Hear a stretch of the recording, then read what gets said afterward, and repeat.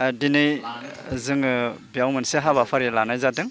बे हाबाफारियानो जादों जोंनि पानेरि बियाब बाथौ गौथुमजों बानजाय जानो थांगासिनो दङ। उदालगुरि जिल्ला दुलाराय बाथौ गौथुमनि खुंगा 35थि बोसोरसालिया जथुमा लोगोसे जोंनि पानेरि बियाब बाथौ गौथुमनि 15थि बोसोरारि जथुमा बिनि सायाव जों सांग्रांथि लाबोनानै मोनसे जोंनि मेल लानाय जादों आरो लोगोसेनो जोङो जोंनि पानेरि बियाब बाथौ गौथुमनि सिङाव थानाय मोनसे हाबाफारि लाबावदों। बेनो जाहैबाय जोंनि समाज, जोंनि बाथौआरि गामिनि समाजाव दा माबादिहै दावगादों बा माबादिहै दावगानो नांगौमोन, जोंनि बाथौआरि समाजा बोरैहा फोसाबजादों एबा फोसाबजायाखै, बेफोरखौ लानानै जोंहा गोथौयै जों सावरायनो गोनां जानानै दं आरो जोङो गामि गामि दावबायगोन। बे मावथांखिखौ लानानै जोंहा मोनसे 2 बोसोरारि बिथांखि लादों जों 2025 मायथाइनिफ्राय 2027 मायथाइसिम। बेयाव जों गामि फोसाबनाय, गामि दावबायनाय हाबाफारि लानानै नैबे माबाखौ जों दिनै लानाय जादों। बेयाव सावरायनो गोनां एबा गामि आफादनि साफ्रोमबो सुबुंफोरखौ फोरोंथाइ होनो जों सानदों। बे आयदाफोरानो जादों, फोरोंथाइ होनायनि आयदाफोरानो जादों जोंहा सिजौआरि गियान फोरोंथाइ होनाय आरो बेनिफ्राय जोंहा राङारिनि सायाव सांग्रांथि, जोंनि समाज बेबस्था, समाजफ्रा दासिमबो गुलाय गुजाय जानानै दङ जोंनि बाथौआरि समाजाव। आरो बिदिनो जोंहा हाबा हारिमु, गोबां सुबुंफ्रानो खामानि मावनो गारलांदोंसै।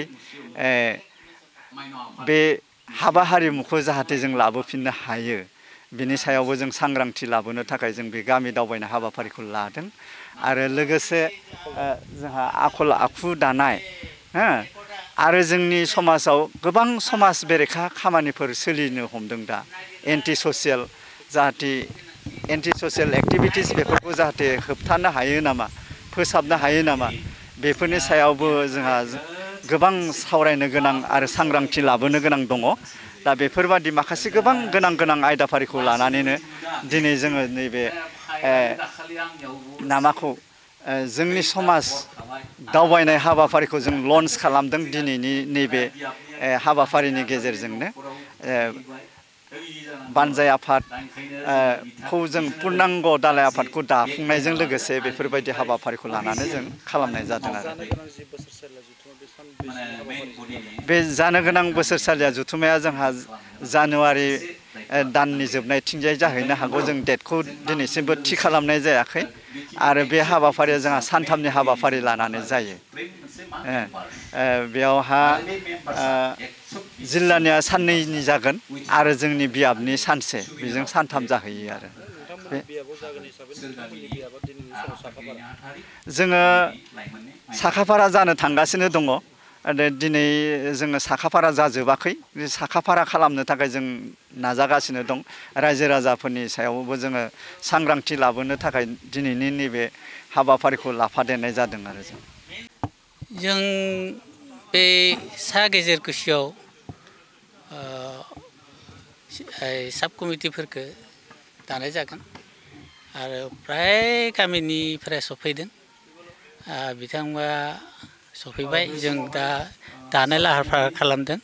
आरो बे 35थि जिथु उदालगुरि जिल्ला बाथौ गौथुमनि जिथु बोसोरसालिया जिथु आफाद, बेखौ एकदम जाफुंहोथारगोन आरो रायजोफोरा गोसो गुदुङैनो सफैदों आरो बयबो मदद होदों आरो जाफुंथारगोन मोजाङै।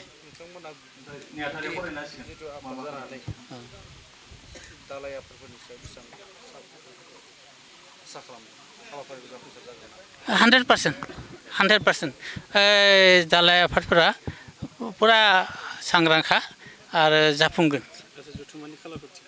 दा बेफोरखौथ' दा खालामाखै, बेखौ बै जिल्ला आफादजों सावरायलायनानै आरो बोथोरफोरखौ नायनानै जों बेखौ उनाव थि खालामगोन। हाबाफारिया सानथामनि हाबाफारि जागोन। दा बे सानथामाव नोंथांमोना बै सुबुं समाजनो मा दिन्थिगोन नोंथांमोना?